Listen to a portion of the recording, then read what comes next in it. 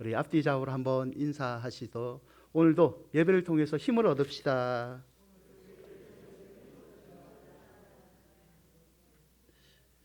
여러분 기천이라는 시가 있어요. 기천이라는 시가 있는데 한번 보여주시죠. 나 하늘로 돌아가리라 새벽빛 와닿으면 쓰러지는 이슬 더불어 손에 손을 잡고 나 하늘로 돌아가리라 노을빛 함께 단둘이서 기슭에서 놀다가 구름 손짓하면은 나 하늘로 돌아가리라 아름다운 이 세상 소풍 끝나는 날 가서 아름다웠다라고 말하리라. 가을바다를 보면서 커피 한 잔 먹으면서 읽어야 되는데 시의 내용이 억구가 되게 아름답지 않습니까? 이 세상을 소풍이라 표현하고 왠지 서정적이고 아름다운 표현들을 했죠. 그러나 이 시를 지은 시인은 천상병이라는 분인데요. 이분의 이 땅에서의 삶은 그렇게 아름답지 않았습니다. 신앙으로 자기가 이런 아름다운 표현을 했는데요. 사진 한번 보여주실래요? 이분이에요. 가난한 집에서 태어난 장애를 가진 그런 시인이었습니다. 1967년도에는 우리가 너무 잘 아는 동백잎 사건으로 억울한 옥살이를 6개월 합니다. 그 억울한 옥고 때문에 고문 후유증에 시달려요. 그리고 너무 억울하기 때문에 평생 음주벽에 시달리고 영양실조에 걸려서 살아갑니다. 1971년도에는요 길을 가다가 쓰러져 버려요. 쓰러졌는데 사람들이 그냥 노숙자로 생각을 하고 강제로 서울시립정신병원에 수용을 시켜버립니다. 어느 날 갑자기 사라져 보니까 친구들이요 이 청산병은 죽었다라고 생각을 했대요. 우여곡절 끝에 돌아왔는데 1988년도에는 만성간경화증에 걸립니다. 그리고 이 복잡했던 힘들었던 삶을 1993년도에 병든 몸으로 떠나죠. 떠나면서 고단한 이 세상 소풍 끝나고 이제 나 하늘로 돌아간다라는 아름다운 표현을 남기고 이 삶을 마감했다라고 합니다. 여러분 같은 시대를 살면서요 어떤 사람은 이 번영을 누립니다.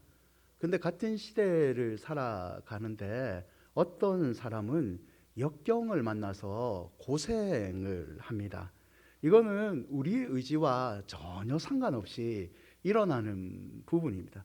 야 고난 오지 마, 역경 오지 마, 나 싫어, 나는 절대 고난 안 받을 거야. 아무리 내가 굳은 다짐을 해봤자 상관이 없는 겁니다. 그냥 오는 거예요.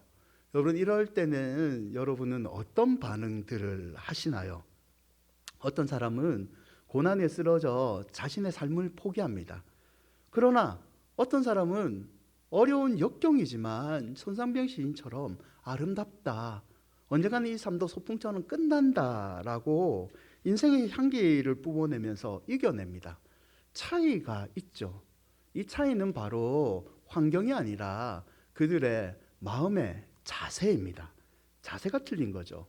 순경이라는 순탄한 삶에는 순경에 처하는 마음의 자세가 있고 역경이라는 인생의 풍파를 만났을 때는 역경을 이기고자 하는 그런 마음의 자세가 필요한 거죠. 여러분 러시아에 어떤 가난한 농부가 살았대요. 참 열심히 일을 했습니다. 새벽부터 밭에 나아가 밤늦도록 일을 했어요. 시장하면 나무 밑에 둔 빵을 먹고 그렇게 열심히 인생을 살았다고 합니다. 어느 날 그날도 열심히 일을 하고 허기가 져서 이제 빵을 먹으려고 하는데 나무 밑에 뒀던 빵이 사라져 버린 거예요. 이게 무슨 일이지 생각하면서 그냥 물 한 모금 먹고 허기를 달래면서 이렇게 중얼거렸답니다. 오늘 하루 굶는다고 죽지 않는다. 누군가 그 빵이 필요했으니 가져갔겠지. 그 사람이라도 잘 먹었으면 좋겠다. 사실 이 빵은요 악마가 이 사람 죄를 짓도록 만들기 위해서 훔쳐간 거래요.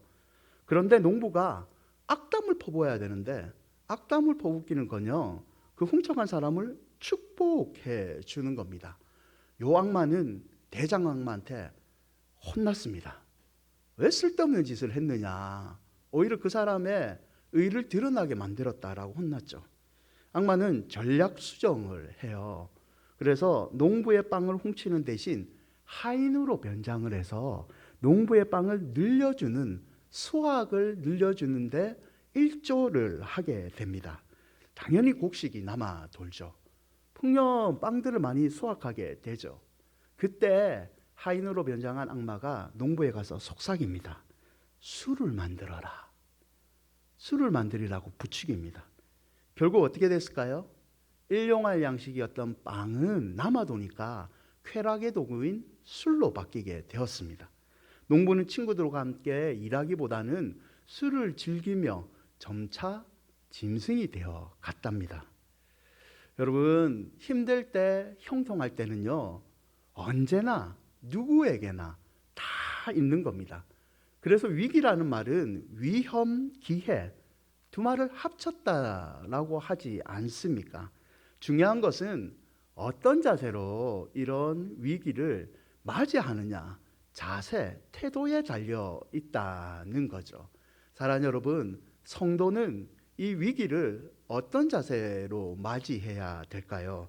저와 여러분이 읽은 고린도후서 4장 8절과 9절을 다시 보시면, 우리가 사방으로 우겨 싸움을 당하여도 쌓이지 아니하며 답답한 일을 당하여도 낙심하지 아니하며 박해를 받아도 버림받지 아니하며 꼴꼴려 뜨림을 당하여도 망하지 아니하고, 사도 바울은 자신이 풍요로운 삶을 살다가, 엘리트로서 인정받는 삶을 살다가 복음을 위해서 이 모든 것을 배선물로 여기고 행복한 성도의 삶을 살았지만 그의 인생은 녹록지 않았다는 것을 이 두 구절에서 표현하고 있습니다. 박해도 받았고 거꾸려 뜨림도 당하고 억울한 일도 많이 당했다라고 얘기를 합니다.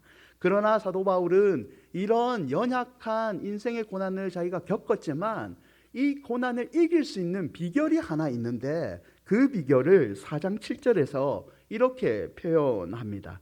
우리가 이 보배를 질그릇에 가졌으니 이는 심히 큰 능력은 하나님께 있고 우리에게 있지 아니함을 알게 하려 함이라.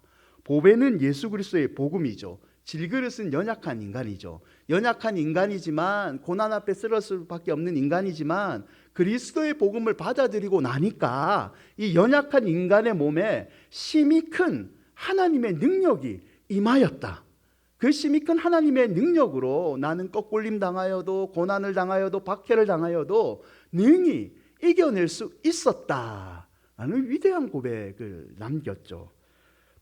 사랑하는 여러분, 바울은 고린도후서 4장 7절에 이 심히 큰 능력은 하나님께 있다는 이 믿음의 고백으로 평생 진짜 하나님 앞에서 즐거워하면서 복음의 삶을 감당했습니다.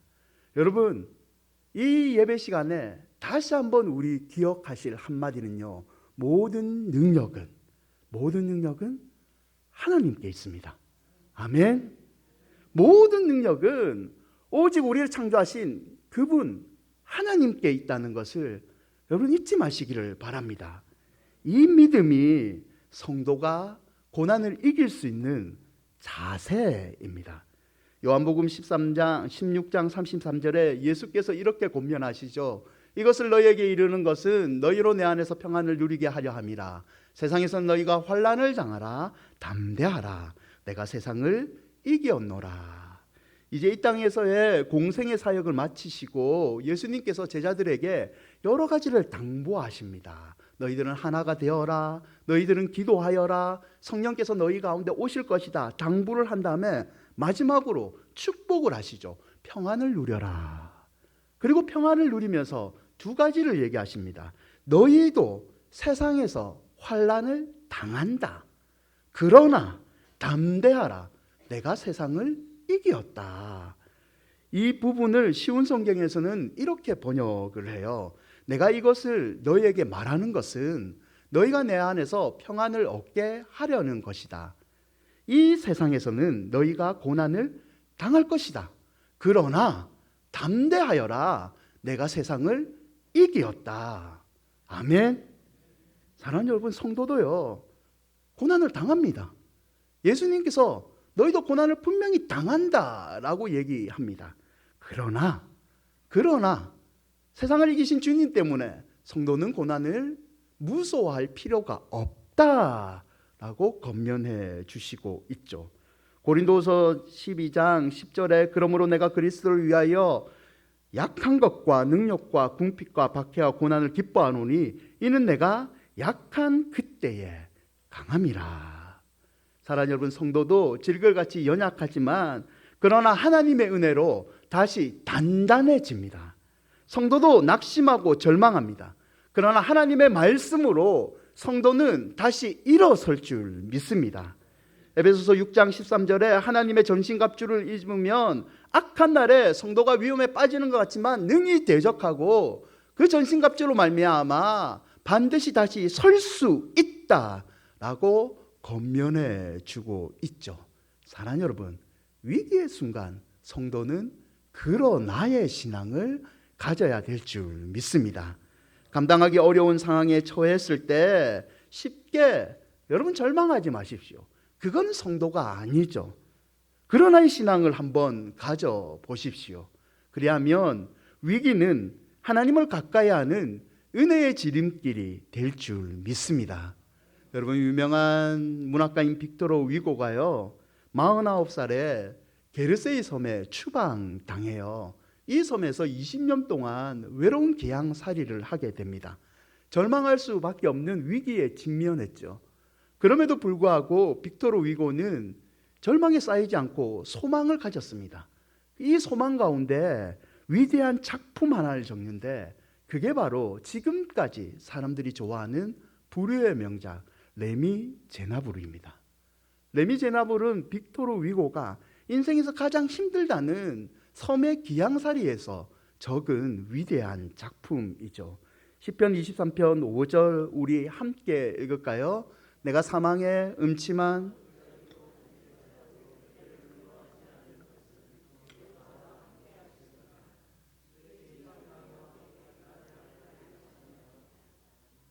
사랑하는 성도 여러분, 성도도요 사망의 음침한 골짜기에 처할 수 있습니다. 그러나 성도는 그 사망의 음침한 골짜기에서 성도를 건져내시는 주의 지팡이와 막대기를 만나게 될 줄 믿습니다. 오늘 예배를 통해서 사망의 음침한 골짜기에서도 우리를 건져주시는 하나님을 만나시기를 축원드립니다. 조금 더 자세히 그러나의 신앙을 살펴보시면 첫째는 하나님과의 교제입니다. 여러분, 위기는 결코 우연히 생기지 않습니다. 이유가 다 있죠. 그래서 위기가 생기면 이 위기가 왜 생겼을까? 이 위기를 극복하는 방법은 무엇일까? 우리는 원인을 분석해야 됩니다. 사도행전 27장에 보시면 사도 바울이 제수가 되어서 로마로 향하는 배를 타게 됩니다. 이 항해하던 알렉산드리아 호는요 유라굴라라는 강풍, 태풍을 만나게 됩니다. 배가 자초되고 사람들이 바닷물에 빠질 위기에 처하게 됩니다. 그런데 이 위기의 순간 사도 바울은 당황하지 않고 사람들에게 안심하라는 메시지를 주게 됩니다. 여러분, 어떻게 그렇게 할 수가 있죠? 당장 배가 자초가 됩니다. 바다에 빠져 다 죽게 되는데 바울은 사람들에게 안심하라고 희망을 주게 됩니다.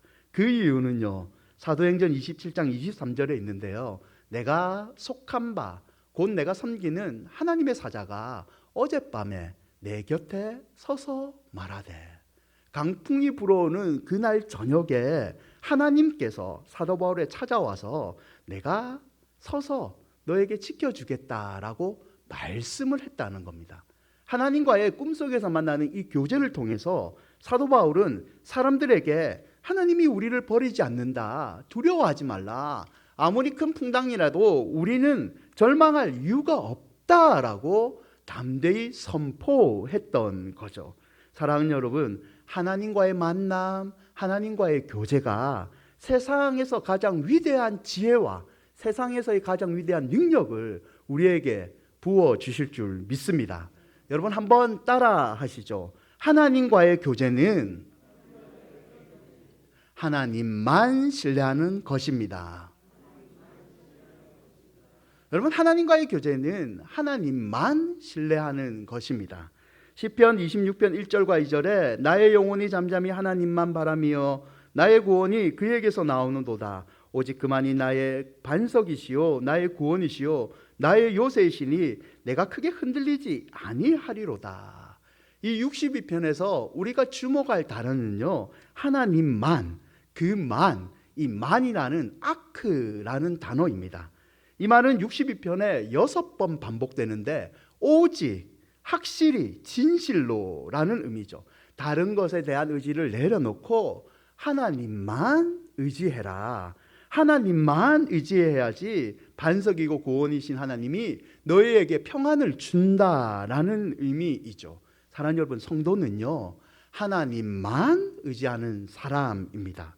어느 정도, 요만큼, 이만큼 신뢰하는 것이 아니라 온전히 하나님만 신뢰하는 게 성도고 하나님과의 교제라는 거죠. 신명기 6장 4절과 5절도 이렇게 얘기하는데요. 이스라엘에 들으라. 우리 하나님 여호와는 오직 유일한 여호와이시니 너는 마음을 다하고 뜻을 다하고 힘을 다하여 내 하나님 여호와를 사랑하라. 하나님을 믿는다고 해서요, 여러분, 엉뚱한 것에 기대서는 안 됩니다. 한 손에는 세상을 붙잡고 한 손에는 하나님 붙잡고 애매하게 둘 다 붙잡는 그런 인생으로 살아서는 안 됩니다. 여러분, 성도는요, 하나님과의 교제, 하나님만 신뢰하는 사람입니다. 여러분, 하나님만 신뢰해 보십시오. 그러면 고난은 결국에는 없어질 줄 믿습니다. 두 번째 그러나 신앙은 충성입니다. 충성을 판가름하는 기준 3가지가 있는데요. 첫째는 오래 충성했는가, 둘째는 작은 일에도 충성했는가, 셋째는 어려울 때도 충성했는가입니다. 여러분, 형통할 때는 누구나 충성을 할 수 있어요. 형통한데, 어려움이 없는데 충성하는 게 뭐가 힘듭니까? 그러나 어려울 때 충성하는 것, 이게 진짜 충성 아닙니까? 내가 힘들 때 도와주는 친구가 진짜 친구잖아요. 이런 의미에서 충성은 항상 한결같은 이라는 의미를 가지고 있습니다. 즉, 충성이라는 것은 항상 하나님께, 내가 힘드나 기쁘나 항상 하나님을 의지하고 나아가는 게 충성의 의미라는 거죠. 시편 62편 8절을 보시면 백성들아 시시로 그를 의지하고 그의 앞에 마음을 토하라. 하나님은 우리의 피난처 시로다. 시는 이렇게 기록하고 있죠. 여기서 시시로라는 말은 가끔씩이란 말이 아니고 항상 하나님을 의지하라는 의미를 가지고 있습니다. 역경이나 순경이나 변함없이 하나님만 의지하라는 거죠. 우리가 잘 아는 데살로니가전서 5장 16절과 18절에 항상 기뻐하라, 쉬지 말고 기도하라, 범사에 감사하라 라고 얘기합니다. 말은 달리 했어도 항상 쉬지 말고 범사에, 같은 의미죠. 언제나 너희는 기뻐하고 범사에 감사하고 하나님께 기도해라. 언제나 하나님께 나아가는 충성의 믿음을 너희는 한번 보여라. 이런 의미가 있는 거죠. 여러분, 사도행전 1장 26절을 보시면 마띠아라는 사람이 있어요. 혹시 마띠아를 아시나요? 맛소금 말고 마띠아가 12번째 사도라는 것 아시나요? 가룟 유다 대신 초대교회가 뽑았던 사람이 이 마띠아입니다. 그러나 우리나라는 마띠아를 잘 몰라요. 오히려 마띠아를 세웠던 방법, 제비뽑기. 선거 대신 제비뽑기 하자. 이 제비뽑기 방식을 삶 가운데 많이 적용하고 있죠. 여러분, 마띠아는요, 운 좋은 사도가 아닙니다.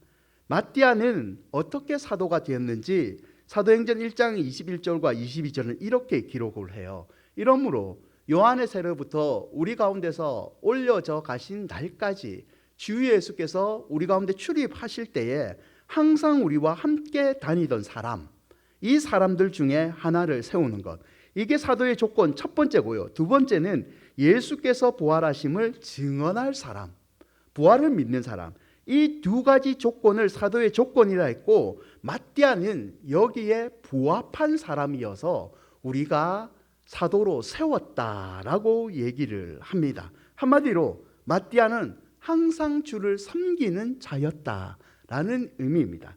여러분, 그런데 생각해 보세요. 이 기록대로 의하면 마띠아는 다른 제자들처럼 세례 요한에게 예수님이 요단강에서 세례를 받았던 그 순간부터 예수님이 하늘로 올라가신 그 순간까지 주님과 함께 동행했던 자들입니다. 마띠아는 주님과 늘 함께 동행했던 제자였습니다. 그럼에도 불구하고 마띠아는 12사도로 택함을 받지 못했어요. 야, 내가 그렇게 열심히 했는데, 나는 초창기 멤버인데, 나는 개척 멤버인데, 나는 예수님과 늘 함께하고 한순간도 마음을 흐트리지 않는데 12사도가 안 된 거예요. 인정을 못 받은 겁니다. 속상할 수 있잖아요. 그런데 성경은 마띠아는 묵묵히 주의 뒤를 쫓았다라고 세례 요한부터 승천 때까지 예수와 함께 한 자라고 기록하고 있습니다. 사랑하는 여러분, 성경은 마띠아를 충성된 사람이라고 칭찬을 하고 있다는 거죠. 여러분, 이 마띠아의 충성을 한번 사모해 보십시오. 고난이 와도 실망하지 아니하고 다른 곳을 바라보지 않고 충성되게 하나님만 한번 바라봐 보십시오. 그리하면 결국에는 하나님이 마띠아처럼 저와 여러분을 인정해 주실 줄 믿습니다. 고난을 이기는 세 번째 그러나의 신앙은요, 인내입니다. 전도서 7장 13절을 보면 하나님께서 행하시는 일을 보라. 하나님께서 굳게 하시는 것을 누가 능히 곱게 하겠느냐. 굳게 하다는 것은 억울하다, 인생의 고난을 받았다. 곱게 한다는 것은 고난을 쭉 폈다, 형통하게 만들었다는 거죠. 이 13절에서 우리가 주목할 단어는 하나님께서 행하신 일입니다. 인생을 굳게 만들고 곱게 만드는 것도 다 하나님 손에 달려 있다는 거죠. 그래서 전도자는 7장 14절에 형통한 날에는 기뻐하고 공고한 날에는 뒤돌아보아라. 이 두 가지가 다 하나님이 병행하시는 거다. 하나님의 손에 달려 있다. 형통한 날에는 하나님께 감사해라.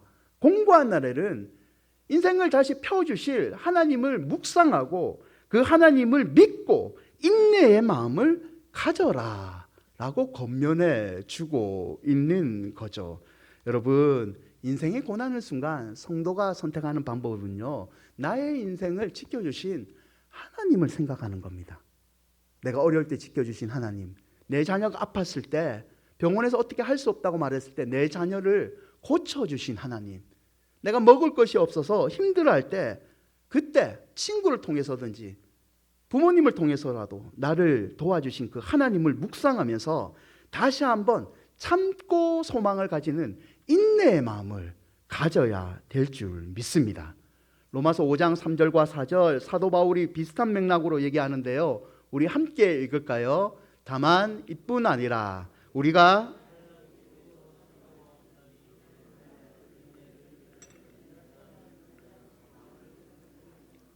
아멘.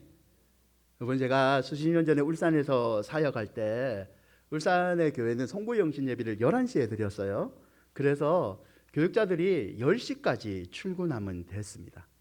이제 집에서 조금 쉼을 가지고 그래도 좀 연말인데 한 번 더 예배를 드리자라고 해서 인터넷 생중계 예배를 좀 드렸어요. 사랑의 교회 예배였어요. 서초에 있는 사랑의 교회죠. 그때 담임 목사님은 지금 목사님이 아니고 그때 설교하신 목사님이 하늘나라로 먼저 가신 옥하는 목사님이었습니다. 이 옥하는 목사님의 이 설교가 생애 마지막 설교가 돼버렸는데요. 이 설교하시고 이제 아프셔서 하늘나라로 먼저 가셨는데 목사님이 시편 55편 22절로 내 짐을 여호와께 맡기라 라는 말씀으로 설교를 하신 거예요. 은혜 참 많이 받았습니다. 그런데 말씀보다는 목사님의 설교 후에 이 성도들을 향한 목양 기도에 제가 참 많이 울었던 것 같아요. 옥하는 목사님은 참 강하신 분이거든요. 제자훈련 세미나를 가면 그 목사들 앉혀놓고 목사가 예수에 미쳐야 된다. 미치지 않으면 목사 포기해라. 그냥 젊었을 때 포기해라. 이렇게 되게 강하게 얘기하시는 분이거든요. 성도들한테도 설교할 때 죄 짓지 말고 회개하십시오. 그거는 성도 아닙니다. 그거는 그냥 무당 이렇게 세게 얘기하시는 분이에요. 그런데 그분이 기도를 하는데 평소답지 않게 울먹거리는 겁니다. 그래서 가만히 내용을 좀 들어봤죠. 기도의 내용이 이랬습니다. 아버지, 감사합니다. 하나님, 정말 감사합니다. 우리가 짊어지고 있는 인생의 집은 쉽게 내려놓을 수 없는 짐이요. 어떤 때는 감당할 수 없어서 짐 아래 깔려서 허덕일 때도 많이 있는 무거운 짐입니다. 오늘 우리에게 생명의 말씀을 주셨습니다. 내 짐을 여호와께 맡기라, 맡기라, 여호와께 맡기라, 전능하신 아버지께 맡기라 하십니다. 맡기기만 하면 하나님께서 나를 붙드시고 날마다 우리와 동행하신다고 약속하십니다. 세상이 더 악해지고 우리가 짊어질 짐이 더 늘어나기 때문에 주여 버틸 수 있는 힘을 주십시오. 여기 나와 있는 분들 누구보다도 힘들게 살아가고 있습니다. 누구보다도 하나님 의지하고 살고 있습니다. 주여 버티고 이길 수 있는 힘을 허락해 주십시오. 시편 55편 22절 내 짐을 여호와께 맡기라. 그가 너를 붙드시고 의인의 요동함을 영영히 허락하지 아니하시리로다. 아멘. 사랑하는 여러분, 믿음은요 딱 두 가지 요소예요. 믿음은 믿는 것, 맡기는 것. 믿음이라는 것은 하나님을 믿고 하나님께 내 인생의 모든 것을 다 맡기는 겁니다. 자신이 삶의 주인이 되지 않고 하나님을 믿고 전능하신 하나님께 버틸 수 있는 힘을 달라고 하나님께 맡기는 거, 그게 믿음이고, 내가 맡길 수 없을 때는 나에게 찾아오셔서 너 제발 맡겨봐라고 은혜를 베풀어 주는 것, 그게 바로 믿음이죠. 사랑하는 여러분, 여러분이 성도라는 것을 잊지 마시기를 바랍니다. 성도는 하나님만 믿는 사람입니다. 성도는 하나님께 모든 것을 맡기는 사람입니다. 이 성도라는 것을 여러분이 잊지 않는다면 하나님께서 버틸 수 있는 힘뿐만 아니라 넉넉히 이길 수 있는 능력을 부어주실 줄 믿습니다. 말씀을 맺겠습니다. 사랑하는 여러분, 힘들지만 그러나의 신앙을 가져보십시오. 하나님과 교제하시고 하나님께 충성의 믿음을 보이시고 인내하신다면 하나님께서 우리와 함께해 주실 줄 믿습니다. 아무쪼록 하나님의 은혜로 결국에는 승리하는 성도가 되시기를 주님의 이름으로 축원드립니다. 우리 찬양하실까요?